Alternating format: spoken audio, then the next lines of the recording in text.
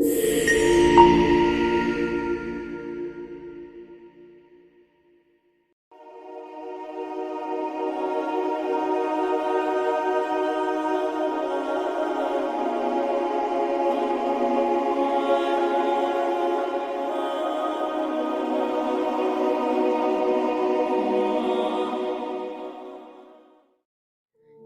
Temmuz 2026'da Celceliyeti'ye zamansız mekansız şifreler eğitimini yapacağız. Bir uzmanlık eğitimi derinlere inmek için. Kötülüğün sebebi ne? Neden bu kadar kandırıyor? İyilik çok mu zor? Gizli doktrin ve gayb alemlerinin açılması, Celceliyeti'ye duası, İsmi Azamı ve tüm sırları. Allah'ın Bedi ismi ne demek? Bedi'nin arkasında ne var? Celceliyeti'ye havas ve esrarı. Celceliyetiye içindeki mukatta harfleri, esmalar, Süryanice esmalar, ayetler, Celceliyetiye ve astroloji ilişkisi. Celceliyetiye ile bilincinizi arındırma, şifa çalışmaları. Celceliyetiye beyitleriyle kapalı kapıları açalım, detaylı çalışma. Hatemi, Süleymani ve Celceliyetiye İsmi Azamı.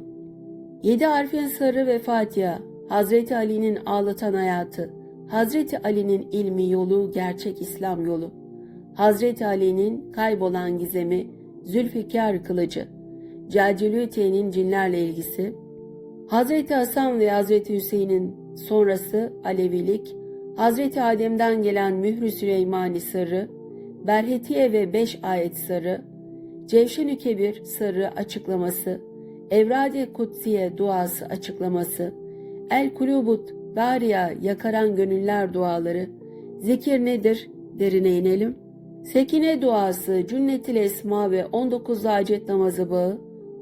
İbnül Arabi'nin salavatları, İmam-ı Gazali'nin duaları ve korunmaları. Dualar, vevkler, büyüler ve çözümleri. Örnek hayatları da inceleyelim.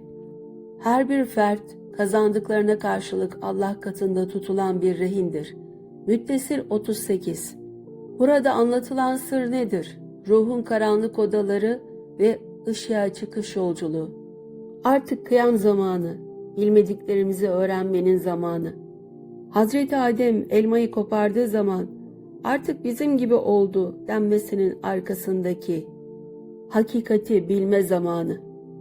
Kıyam, ey insanoğlu, tekrar ayağa kalk ve doğrul, kendini bildir. Kendini bilen Rabbini bilir. Hepinizi bekliyorum 25 Temmuz'da sevgili dostlarım.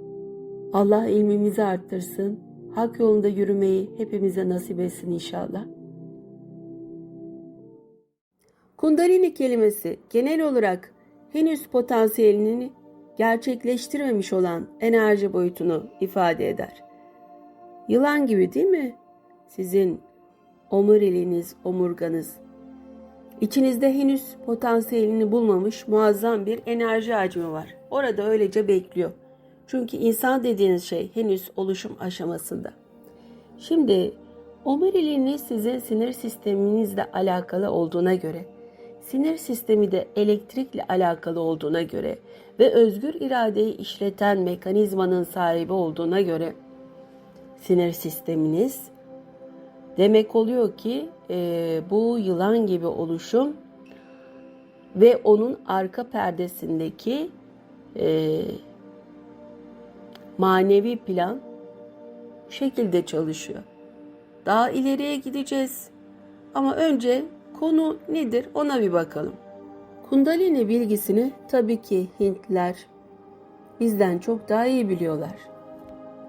Atlantis'e kadar dayanıyor ve bu bilgiyi en iyi onlardan öğrenebiliriz. Kundalini kelimesi genellikle potansiyelini henüz gerçekleştirmemiş olan enerji boyutunu ifade eder. İçinizde henüz potansiyelini bulmamış muazzam bir enerji hacmi var. Orada öylece bekliyor. Biz keşfedemiyoruz. Çünkü insan dediğiniz şey hala oluşum aşamasında. Henüz bir insan değilsiniz, insan olma yolundasınız. Mutlak bir insan varlığı, yani Adem değilsiniz. Kendinizi daha iyi bir insan haline getirmek için sürekli bir alan var. Deneyimle öğreniyoruz. Defalarca Adem bedenleri denenmiş. En uygun robot beden olarak da maymunumsu bedenler tercih edilmiş. Eminim daha önce dinozorlar zamanında da denenmiştir. Zaten reptilyanlar o bedenlerin oluşumları. İnsan olduktan sonra artık bilinçsiz evrim kalmaz. Bilinçsizseniz aynı anlamsız döngü sonsuza dek devam eder. Evrim size ancak bilinçli olarak ararsanız gelir. Bilinçli hale gelirseniz evrim veya herhangi bir değişim gerekli enerji olmadan gerçekleşemez. Dolayısıyla evrim süreci bilinçli hale gelirseniz bundan harika bir şey yaratmak için kullanabileceğiniz muazzam bir enerji hacminin kullanılmadan kalmasına izin verir. Büyük bir hazinenin üzerinde oturuyoruz da farkında değiliz. Bir zamanlar şöyle bir olay yaşandı. Çok yoksul bir dilenci vardı. Bir ağacın altında oturup dilenirdi. İnsanlar ona birkaç bozuk para atarlardı ve o da yaşamaya devam ederdi. Bir gün öldü ve cesedi öylece yerde yatıyordu. Hiç arkadaşı veya akrabası yoktu ve kimse onu bir yere götürüp gömmek istemiyordu. Bu yüzden onu ağacın altına gömmeye karar verdiler. İnsanlar kazmaya başlayınca büyük bir hazineye rastladılar. Adamın birkaç metre altında altın dolu büyük bir çömlek vardı. Ve o adam hayatı boyunca o ağacın altında dilenmişti. Eğer oturduğu yeri kazsaydı çok zengin bir adam olurdu. Ama o bütün hayatını orada dilenci olarak geçirmişti. Kundalini'nin yolu budur. Tam orada duruyor. Herkes büyük bir ikramiyenin üzerinde oturuyor. Ama herkes başka yönlere bakıyor. Hazinenin nerede olduğuna bakmıyorlar. Kundalini kullanılmamış, açığa çıkarılmamış içinizdeki o hazinedir. Bu enerjiyi kullanarak bunu tamamen farklı bir boyuta dönüştürebilirsiniz. Hatta hayal bile edemeyeceğiniz başka boyutlara. Kundalini hakkında çok fazla hikaye var. Size gerçek yaşanmış bir deneyimden örnek verelim. Evinizde duvarda bir priz var. Bu priz aslında hiçbir güç üretmiyor. Başka bir yerde büyük bir enerji santrali var ve orada güç üretiliyor.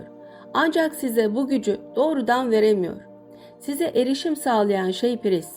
Çoğu insan enerji santralini hiç düşünmemiş ve ne olduğunu bilmese de bir cihazı prize takarlarsa cihazın çalışacağını biliyorlar. Benzer şekilde insan vücudunda da bir priz noktası var. Bu 3 pimli bir nokta değil, 5 pimli bir nokta. 7 çakrayı biliyorsunuz. Muladhara bir priz noktası gibi. Bu yüzden Muladhara olarak bilinir. Muladhara temel veya önemli anlamına gelir. Geri kalan 6 çakradan 5'i prizdir. Sahasrar olarak bilinen 7. çakra nedir?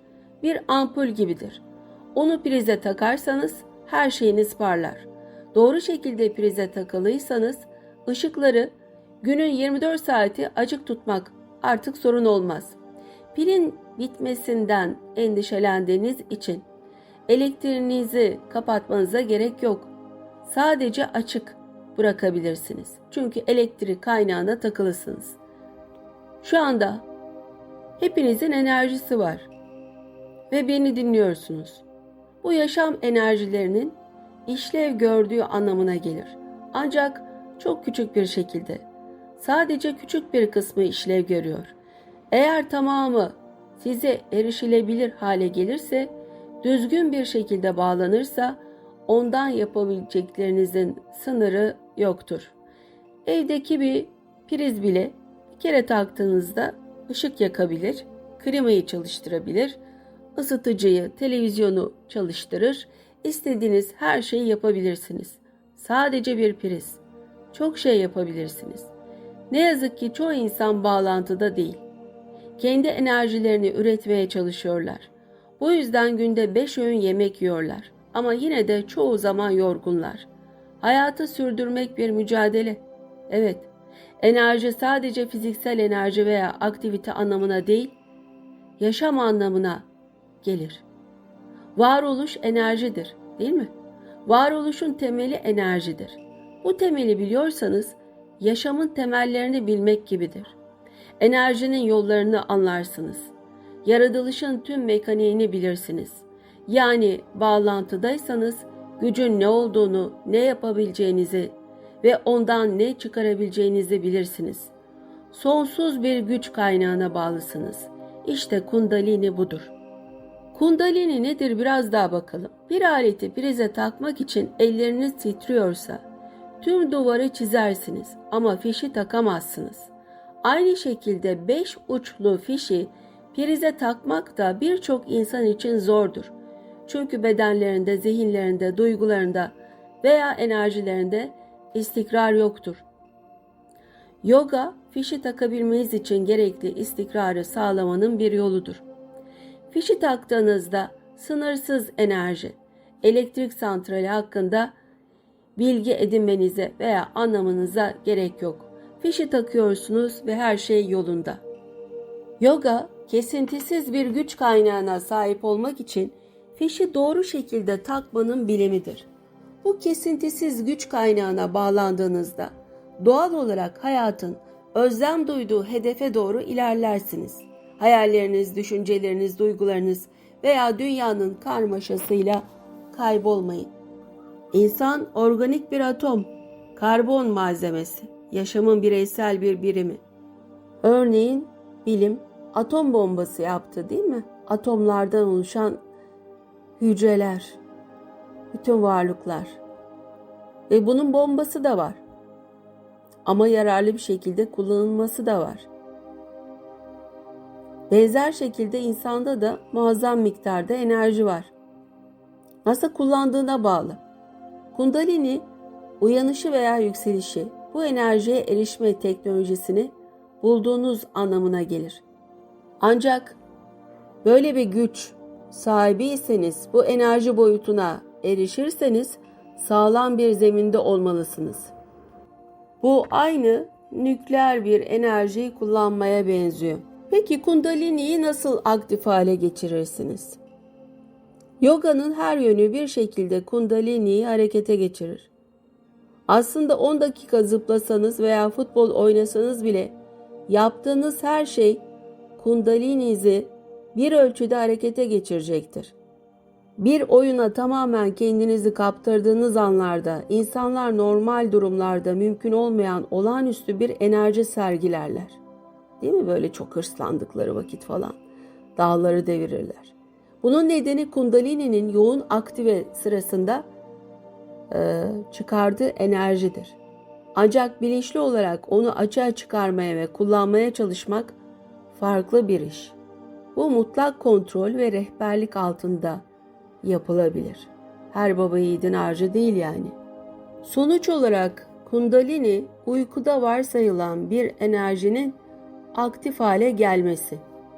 Omurganın tabanında, kuyruk sokumu civarında yılan gibi kıvrılmış bir enerji. Uyanınca bu enerji omurga boyunca yukarı doğru yükseliyor ve farklı enerji merkezlerini yani çakraları etkiliyor.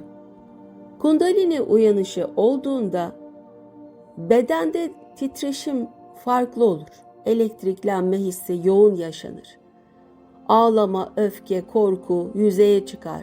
Ani duygusal boşalmalar. Çok yoğun farkındalık, bazen çok kafa karışıklığı. Benim mesela ensemde bir uyuşma başlar, böyle bütün kafama doğru yayılır. Hiç aklıma gelmeyen şeyler su gibi akmaya başlıyor. Gerçeklik algısında farklılaşma hissi olur. Böyle bedensel ısı, üşüme, basınç hissi, uyku düzensizliği oluyor maalesef. Yani uyu da uyu. Ya uyumuyor arkadaşlar. Bu halde olduğunda uyunamıyor. Sürekli, hatta hiç uyumadan yaşadığım günler oluyor. Üst üste 3 gün hiç uyumadığım zamanlar oluyor. Şimdi modern psikoloji, nöroloji tıptan baktığında bu deneyimleri yaşadığında işte yoğun stres, travma çözülmesi, anksiyete falan, duygusal aşırı yüklenme, ne yapalım, ilaç verelim bunu biraz hafifletelim falan filan. Ya da bazıları sen deneyim yaşıyorsun. Evet, aynen öyle. Kundalini uyanışa geçiyor çünkü.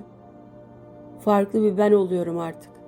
Kundalini uyanışı zorlanarak yapılırsa zorlayıcı olabilir. O yüzden de işte yoga, meditasyon gibi gelenekler oluşturulmuş. Zorlanma sırasında problem olmasın diye. Hazırlık çalışmaları, nefes çalışmaları ve rehberlikler. İnsanlar bu konularda uzmanlaşmışlar. Şimdi kundalini uyanışı ile panik atak, anksiyete nöbeti arasında ayrım yapmak lazım. Bu zor olabilir. Bazı konularda benzerlikler var. Her ikisinde de kalp çarpıntısı, titreme veya sallanma, karıncalanma hissi. Ben de çok olur mesela. Çok oldu, oluyor da.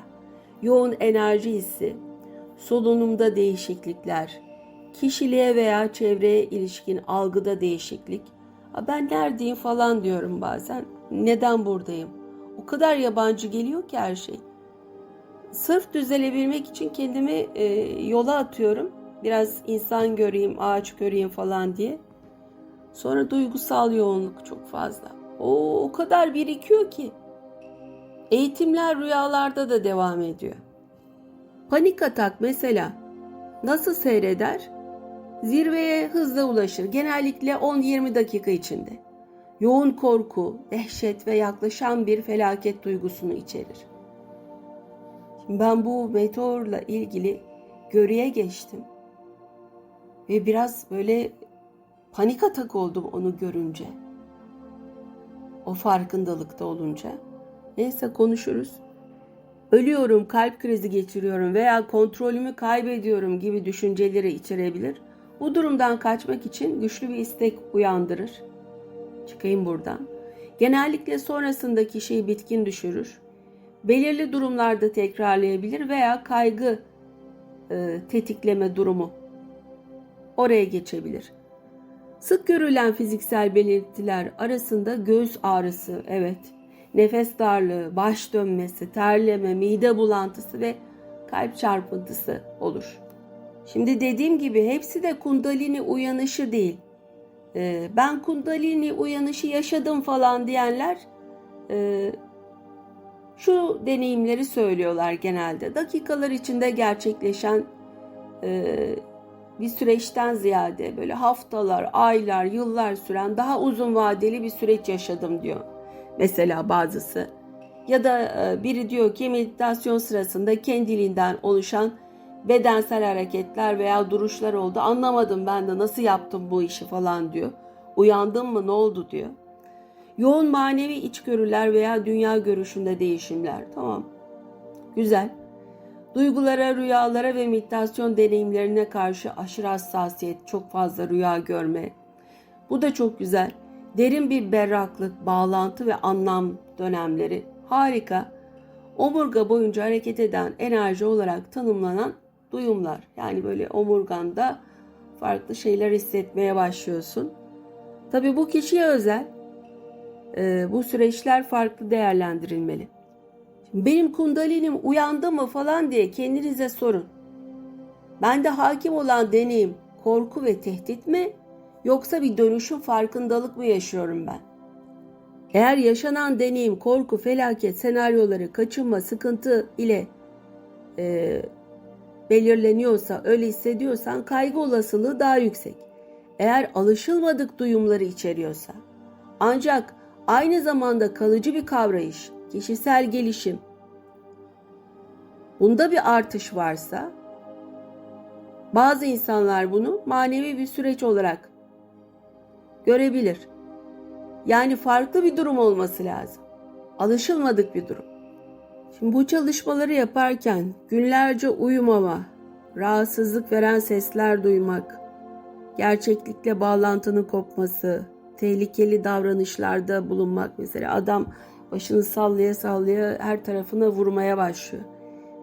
İş hayatında, ilişkilerde bozukluklar, kendi bakımını yapamama gibi durumlarda, bu durumda artık farklı bir takım varlıkların etkisi söz konusu olur. korunma yapmadan zaten bu tür çalışmaları zikir dahil yapmamak gerekir. Şimdi sizden şunu istiyorum. Hepiniz Kundalinim uyandı gibi düşüncelerdesinizdir eminim ki. Ya da uyandırmak istiyorum ne yapayım diye. O zaman kendinize şu soruları sormanızı istiyorum. Bu yaşadığın dönüşüm, açılım sende başlangıç olarak nasıl bir süreç yarattı? İçsel farkındalıkta artış, kendini başkalarını daha net görme oldu mu? Hayata dair anlam hissinde artış oldu mu? Zaman zaman yoğun duygular olsa bile genel hayat işlevini koruyabildin mi?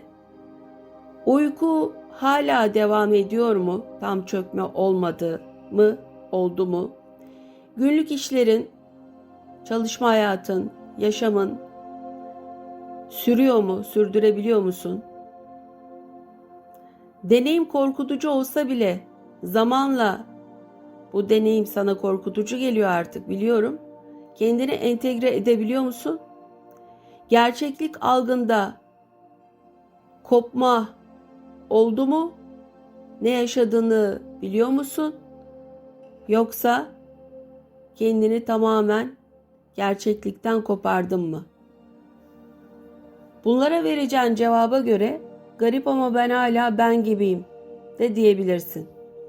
Eğer bir söylediklerin baskınsa zorlanma oluyordur. Kundalini uyanışında. Yoğun ve sık panik atak benzeri dalgalar, sürekli tehlike olacak hissi, kalp çarpıntısı, nefes yetmeme, kontrol kaybı korkusu, uyku ciddi şekilde bozulmuşsa, düşüncelerin durmaması, zihinsel taşma, bedensel belirtilerin korkuyla artması, günlük çalışma hayatında, ilişkilerinde, bakımında zorlaşmalar. Yani bedenim alarmda ve ben bunu yönetemiyorum kısmında mısın? Bunun cevabını ver. Eğer daha da ileri gittiysen, yani şimdi söyleyeceklerimi yaşıyorsan, durum farklı bir düzeye taşınmıştır. Gerçeklikten kopma hissi. Bu dünya gerçek değil. Tamamen algı değişmiş. Sesler duyma sürekli. Ve farklı dış kaynakla sürekli mesaj alma, kendine zarar verme düşünceleri, günlerce uyumama, aşırı hızlanma, davranış kontrolünün ciddi şekilde bozulması ve her şey beni işaret ediyor gibi düşünceler. Bu durumda deneyim beni aşıyor. Deneyim beni taşıyor ama ben deneyimi taşıyamıyorum durumuna gelmişsin. Dengeni kaybetmişsin demek. İlla ki Kundalini'ni uyandırmak zorunda değilsin. Biraz bekleyip tekrar başlamak da olabilir. Yani kendine şunu sor. Bu süreç benim yaşamımı genişletiyor mu yoksa daraltıyor mu? Genişletiyorsa dönüşüm ihtimali artar. Daraltıyorsa anksiyete tarafı güçlenir. Diyorum ki bu tür yoğun içsel süreçler zorlanarak başlatılacak bir şey değil. Kendiliğinden ortaya çıkarsa güvenli bir şekilde anlaşılması gereken bir durum. Yani yavaş yavaş algılayarak, farkındalığını arttırarak bir kere kendi ruh halini dengeye getirmen lazım. Kundalini uyandırmadan önce düzenli uyku, stabil beslenme, aşırı uyarıcıları kafein, uykusuzluk, yoğun stres gibi azaltma, günlük hayatı sabit tutmaya çalışma. Bu enerji açma değil, sinir sistemini dengede tutma. Önce bir bunu sağlaman lazım. Sonra bedeni sakinleştiren çalışmalar yapman lazım. Yavaş nefes çalışmaları, zorlayıcı nefes teknikleri değil. Bazıları öyle yapıyor sonra tıkanıp kalıyor. Hafif yoga, esneme gibi çalışmalar. Çoğunuz da yoga eğitimi aldınız zaten. Namaz da yogadır aslında. Namaz kıldığın zaman da bir nevi yoga yapıyorsun. Doğada yürüyüş, meditatif ama zorlamasız bir farkındalık. Amacımız enerji yükseltmek değil, sinir sistemini önce regüle etmek. Şimdi en kritik kısım deneyimi zorlamamak. Yani zorla yapacağım değil. Yapamıyorsan yapamıyorsundur, zamanı vardır. Bir şey olmalı baskısını bırak. Aşırı kendine hedef koyma. İlla ki ben şu olacağım. Erkeklerin çoğunda Mehdi olacağım falan. Ya değilsen değilsindir. Niye zorluyorsun kendini? Çünkü olması gerekiyor baskısı çoğu zaman anksiyeteyi arttırır. Eğer böyle bir sürece gireceksen Kundalini uyanışına önce dengeli bir sinir sistemine sahip olman gerekir. Kundalinimi uyandıracağım demeden önce ben farkındalığımı, zihinsel ve duygusal farkındalığımı, her ikisi de önemli. Zihinsel ayrı, duygusal ayrı. Duygusal karşındaki lep demeden leblebiyi anlamak demek. Zihinsel olarak da algının farklı olması, olayları birleştirip ortaya bir kompleks çok hızlı bir şekilde çıkartmak demek. Geleceği okumak gibi. Bu farkındalığımı artırmak istiyorum demen gerekiyor. Kundalini'yi uyandıracağımdan önce bu seviyeyi atlaman lazım. Kendine göre bir program yapman lazım. Uykun bozuluyorsa yoğun teknik çalışmalar yapma. Kaygın artıyorsa geri çekil. Beden aşırı uyarılıyorsa yavaşla. Örneğin küçük çalışmalar yapalım. Sabah sinir sistemini düzenleme 10-15 dakika. 5 dakika yavaş nefes al. Burnundan al, burnundan ver. Doğal ritmi uyarla. 5-10 dakika hafif esneme veya yoga. Bugün farkındalıkla ama zorlamadan uyanışımı yapacağım. Gün içinde 2-3 kez birer dakika dikkatini bedene getir.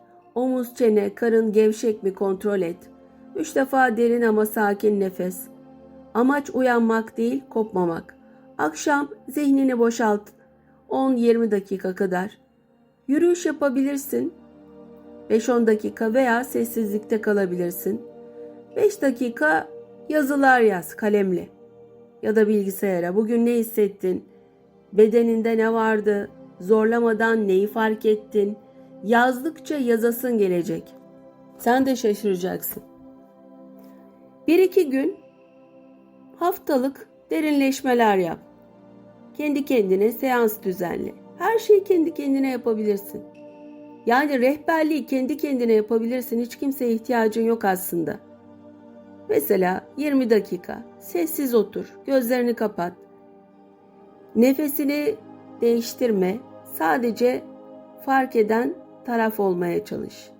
Eğer kaygın artıyorsa gözünü aç, yere bak ve bitir. İyi hissediyorsan devam et. Kendini zorlama.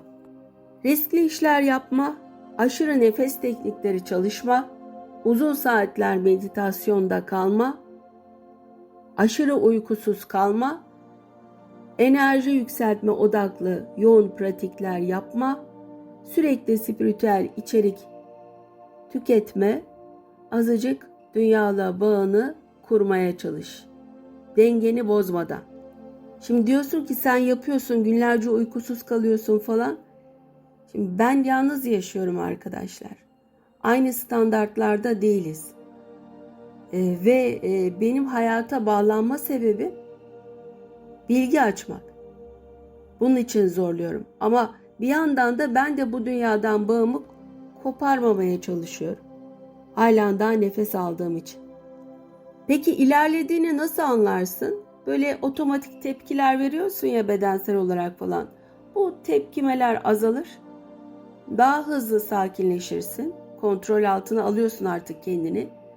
Duyguları bastırmadan hissedebilme. Yani coşkuyu, aşkı, sevgiyi, üzüntüyü. Zihnin daha az takıntılı hale gelir. Yani daha önce böyle çok taktığın, bu bana şunu yaptı, şunu yaptı falan artık pek de umurunda olmaz. Anladın neyin ne olduğunu. Günlük hayatın daha dengeye gelir. Eğer bu durumda değilsen gerilimin artmıştır. bu çalışmanın sana faydası da yoktur. Yani kundalinim uyanacak diye bu çalışmaları zorlayarak yaptın, işte eğitimler aldın, derslere gittin. Acaba bunlar seni daha hassas, dağınık hale mi getirdi? Yani sen ne ummuştun, ne buldun? Kendi kendine kızdın, boşu boşuna günlerimi verdim ama yine olmadı. Demek ki hazır değildin. Ya da rehberler uygun değildi. Sadece hoş sohbet için gittin, o eğitimlere katıldın. Kundalini uyanışı, bak ezan okunuyor. Ezan en büyük uyanış aslında. Aziz Allah. Kalbinde bunu hissetmek. Yani Hintliler yapıyor diye biz de yapacağız. Senin yolun farklı olur, onların yolları farklı olur. Acıdan geçmeden varılmaz yolu var arkadaşlar. Emek olmadan istediğin kadar rehberlik al, eğitim al, yine olmaz. Şimdi genelde kundalinimi uyandırıyorum diyenlerde kaygı artıyor, kaygı düzeyi. Şimdi önerilen bir takım meditasyon teknikleri var kundalini uyanışı için. Örneğin farkındalık meditasyonu. Nefesini değiştirme, stabil tut. Sadece şu an ne var onu izle. Aklına bir düşünce gelirse bırak. Bunun etkisi nasıl olur? Sinir sistemini dengeler, kaygıyı azaltır, gerçeklik hissini stabilize eder. Senin sisteminin ana omurgası bu olmalı. Kaygıyı dengelemek için ise nefes odaklı gevşeme yapmalıyız. Burnundan al, normal bir şekilde, daha uzun ver. Örneğin 4 saniye al, 6-8 saniye ver. Kendini zorlama. Bunun etkisi ne olur? Panik sistemini kapatır, bedeni hızlı bir şekilde sakinleştirir. Hafifçe derinleşerek beden taramanı yap. Ayaklardan başla, başına doğru bedenini hisset. Bu hissetme frekansını değiştirme, sadece fark et. Bunun etkisi ne olur? Zihinden bedene geçiş çok hızlı. Yani bedenle beyin arasındaki iletişim çok hızlı olur. Duygusal yükleri de bu yumuşatır. Özellikle enerji hissi var ama kontrol edemiyorum durumlarında bu iyi gelir. Bazı kişilerde kaygıyı arttıran bazı çalışmalar olabiliyor. Mesela uzun sessiz meditasyonlar. Korkuyor adam.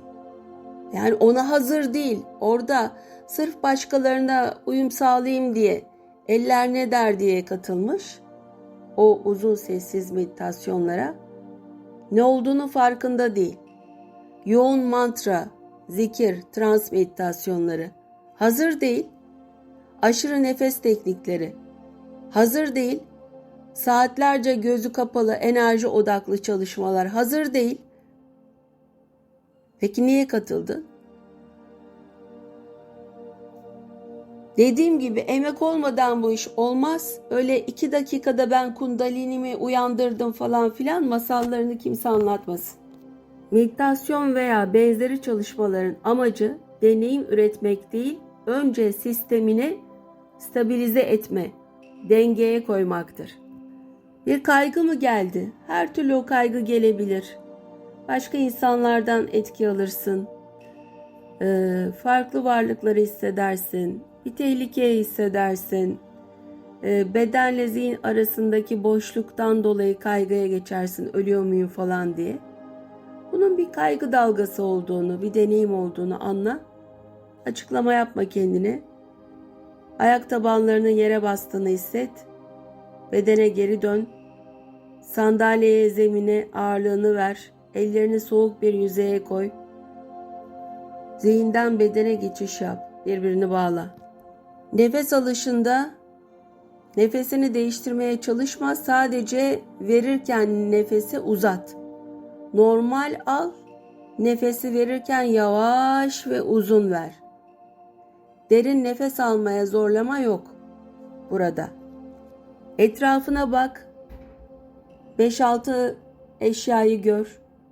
4 tane ayrı ses duy mesela. 3 tane fiziksel temasta bulun farklı yerlere.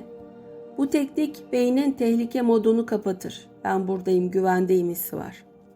Hafif hareket et, yavaş yürü, omuzları gevşetme, kolları sallama, amaç donma halini kırmak. Kendine şunu söyle, şu an güvendeyim, bu dalga geçiyor. Tartışma yok, ikna etmeye çalışma yok. Böyle bir kaygı durumunda meditasyonda derinleşmeyeceksin, nefes egzersizleriyle enerji açmayacaksın, neden olduğu analizine girmeyeceksin, telefonla spiritüel içerik izlemeyeceksin, gözü kapalı uzun süre oturmayacaksın. Bu tür kaygı dalgalarını bastırmak değil, yönetmek gerekir. Geçmesine izin vereceksin. Önemli olan sinir sisteminin güvenli bir zeminde olduğunu bilmesi. Şunlar geri gelirse nefes otomatik oldu, beden gevşedi, düşünceler yavaşladı, tehlike hissi azaldı, tamam normalleşti. Bedene dön, nefesi yavaşlat, çevreyi gör, hareket et, bırak geçsin. Eğer enerji yükseliyor hissi olduysa sende, İçinden şunu söyle, bu bir beden aktivasyonu, kundalini açılıyor mu diye düşünme, anlam yükleme, analiz etme, amacımız zihni hikayeden çıkarmak. Bedene ağırlık ver, ayak tabanlarının yere bastığını hisset, oturuyorsan koltuğa iyice yaslan, ellerini sert bir yüzeye koy, enerjiyi yukarıdan aşağıya indir. Nefesi yavaşlat, derin nefes alma, sadece verişi uzat. Normal al, uzun ver, en kritik adım bu. Yavaş yürü, omuzları gevşetme, kolları sallama, boynu nazikçe hareket ettirme. Amacımız fazla içe yönelmiş enerjiyi dağıtmak. Şu an buradayım, güvendeyim. Bu dalga geçici, ben güvendeyim. Bunu tekrar et. 30 saniye en az. Yani enerji yükseldi ama hala emin değiliz. Kaygıdan da geçtik. Bu sefer de enerjiyi yükselttik ama dur, hisset, nefesi yavaşlat, bedene dön, hareket et, bırak geçsin. Ne yapıyoruz? Bir ileri bir geri yaparak Kundalini'yi uyandırmaya çalışıyoruz ama emin olmamız gerekiyor. Şimdi diyeceksin ki Kundalini'nin uyanmış olduğunu nasıl anlarım? Herkese göre değişir arkadaşlar bu. Yani benim kundalinim böyle uyandı, seninki şöyle uyandı. İlla ki birbirinizin aynısı olacak diye bir durum yok. Belirtiler şunlar olabilir. Omurga boyunca yükselen güçlü enerji hissi. Meditasyon sırasında ya da zikir sırasında spontan beden hareketleri, istemsiz hareketler olmaya başlar. Bilinç ve farkındalıkta çok belirgin değişim olur. Yoğun içsel sezgi ve içgörü dönemleri olur. Görülerin çok değişir. Güçlü duygusal boşalmalar yaşayabilirsin. Olabilir. Zaman zaman yoğun mutluluk, birlik ve bütünlük hissi duyabilirsin. Yaşam önceliğinde köklü değişimler, yani yaşamını değiştirmek, köklü değişimler söz konusu olabilir. Burada önemli bir nokta var. Tek başına böyle aşırı titreşim bedende, aşırı karıncalanma, sıcaklık, basınç, çarpıntı ve enerji hissi Kundalini'ni uyandırdığın anlamına gelmez. Bu belirtiler streste, anksiyetede, uyku düzensizliğinde, yoğun duygusal süreçlerde de yaşanabilir. Şimdi pek çok Vedanta öğretmeni şunlara bakıyor öğrencilerinde. Daha bilinçli ve dengeli biri oldun mu? Korkuların azaldı mı? Şefkatin ve farkındalığın arttı mı? Hayatında daha fazla netlik oluştu mu? Günlük yaşamın daha dengeli hale geldi mi? Bu bakışa göre asıl işaret enerji deneyimleri değil, kişilik ve bilinçteki kalıcı dönüşüm. Dikkat edilmesi gereken konu aşırı uykusuzluk, yoğun korku, gerçeklikten kopma, işlev kaybı, kontrol edilemeyen davranışlar. Yani sonuç olarak Kundalini'nin uyanması demek Eren Derviş modunda Ağaç altında seyre sülükte olan derviş pozisyonuna geçmek ama hala kontrolün ve bilgeliğin sende olması durumudur.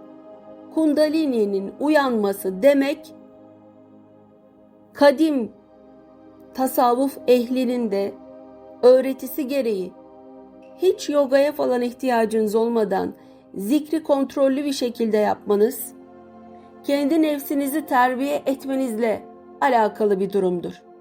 Bir süre sonra zaten bu bilgi alışverişi Akasha'ya, levh-u mahfuza bağlanmak ve görülerinin artması ve dünyadaki dengeni de sağlayarak her şeye ve herkese karşı bilge, ulu bir ruh olarak davranman söz konusu olur. Kundalini uyanışı bu demektir. İster yoga ile git ama yoga yaparken dostlar alışverişte görsün yogası değil. Gerçekten Hindu gurular gibi yapacaksan dağ başına çıkıp o zaman kundalini uyandır. İstersen halvete gir, zikre geç ama dünyadan da kopmadan bunu yap. Kalabalıkların içinde nasıl olur acaba seyre sülükte olmak? Bunu yaşamayı öğren. Kundalini uyanışı bu demek. Benim penceremden görünen budur. Emek olmadan hiçbir şey olmaz. Bu senin kararlılığına bağlı.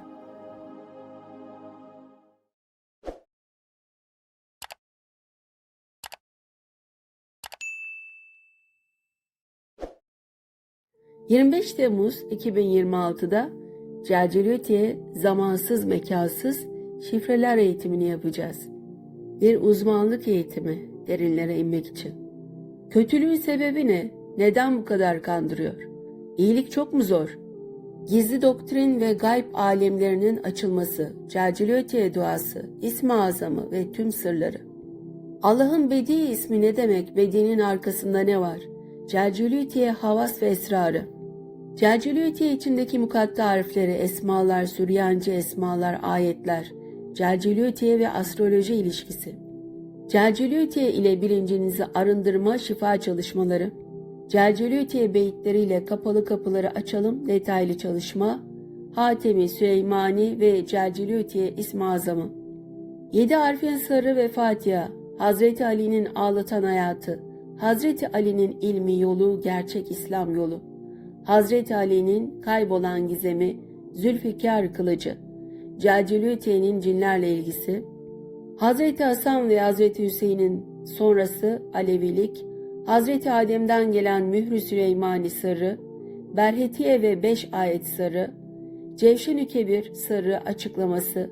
Evrad-i Kutsiye duası açıklaması. El-Kulubut Dariya yakaran gönüller duaları. Zikir nedir? Derine inelim. Sekine duası, Cünnetil Esma ve 19 hacet namazı bağı. İbnül Arabi'nin salavatları, İmam Gazali'nin duaları ve korunmaları. Dualar, vefkler, büyüler ve çözümleri, örnek hayatları da inceleyelim. Her bir fert kazandıklarına karşılık Allah katında tutulan bir rehindir. Müddessir 38. Burada anlatılan sır nedir? Ruhun karanlık odaları ve ışığa çıkış yolculuğu. Artık kıyam zamanı, bilmediklerimizi öğrenmenin zamanı. Hazreti Adem elmayı kopardığı zaman artık bizim gibi oldu denmesinin arkasındaki hakikati bilme zamanı. Kıyam, ey insanoğlu, tekrar ayağa kalk ve doğrul, kendini bildir. Kendini bilen Rabbini bilir. Hepinizi bekliyorum 25 Temmuz'da sevgili dostlarım. Allah ilmimizi arttırsın, hak yolunda yürümeyi hepimize nasip etsin inşallah.